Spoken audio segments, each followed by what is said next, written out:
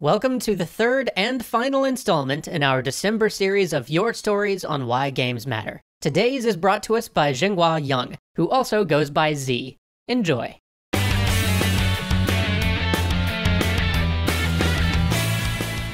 Yesterday, I spent 3 hours hanging out with some of my best friends whom I haven't seen for years. And today, with only 3 hours of time, I accomplished a major goal in life, and I feel absolutely amazing. What did I do? I played 3 hours of League of Legends. And that may not seem like a big thing to you, but to even be able to do that is unbelievable to me. Video games define our world. They have played a huge part in my life, and I would not be here today without them.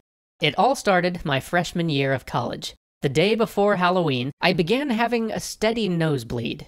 Being the introverted nerd that I am, I continued to study for my midterm the next day while trying to plug it up with paper tissues.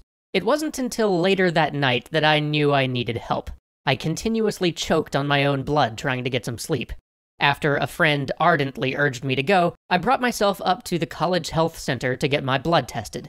My nosebleed lasted 14 hours that day, and it turned out that the reason was that my platelets were at a mere 22K per liter of blood, the normal range being 150 to 400K.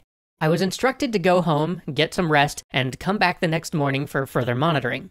Halloween came, and I went back to the health center first thing in the morning. The result was, unfortunately, not good.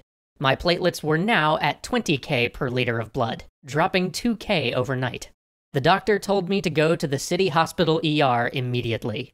As soon as I arrived at the hospital, the staff went nuts. Nurses would stab me with countless needles for blood testing, and doctors would conduct interviews with classes of students following them around. I was confused and frightened. I finally called one of the nurses and asked them what is causing all of the commotion. He pulled out my paperwork and pointed to a number, and my heart sank. It turns out that due to the number being so low, the previous doctor misread my platelet count. It was not 20K that morning. It was 2K, and it was dropping rapidly. Within an hour, I began bleeding out of my body, out of my nostrils, and countless bruises began to take form. I quickly lost consciousness due to low blood pressure. Hours later, I woke up in a dark and gloomy room. A nurse walked in and explained how they were unable to find the cause of my illness. She told me I was going to die in a few hours. She handed me my will and left me in silence. Miraculously, I didn't die that night. However, I ended up hospitalized for 2 straight years, from the age of 18 to 20. These were the 2 most difficult years I have ever had. Not because of the pain or because therapy was difficult. It was hard because I had lost the hope to accomplish anything in life. I no longer had a future. I lost contact with all of my friends. I had people who later told me they thought I was dead.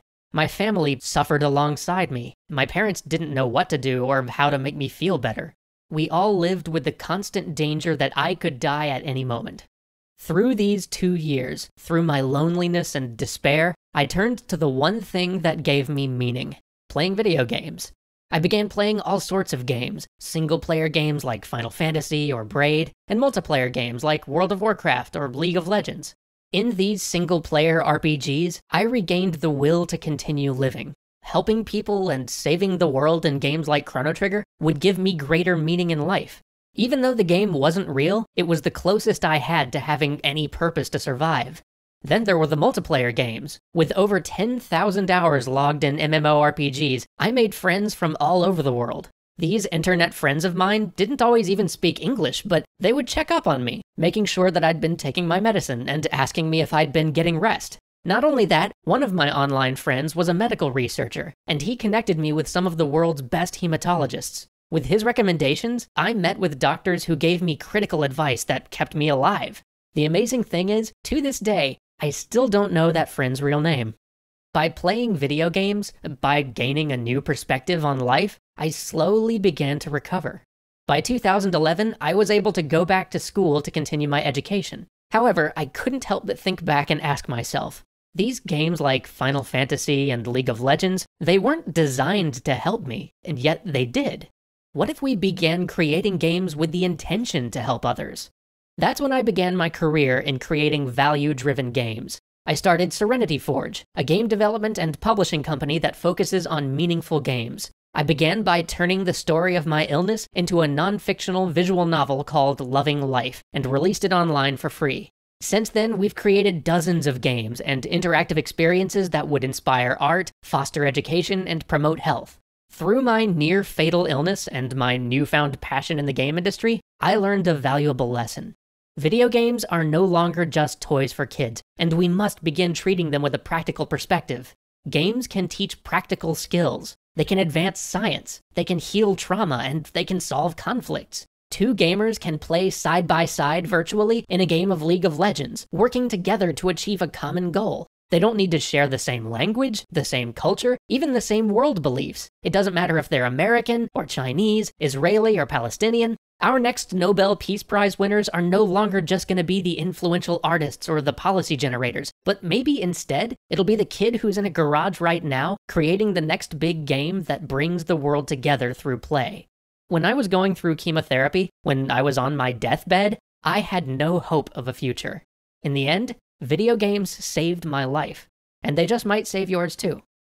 Thanks again to Z for his story, and to all of you for watching. Extra Credits is going to go on a bit of a break to catch up with the family for the holidays and to get some much-needed rest. We will be back in mid-January with our regular content. Until then, I hope all of you have a wonderful holiday.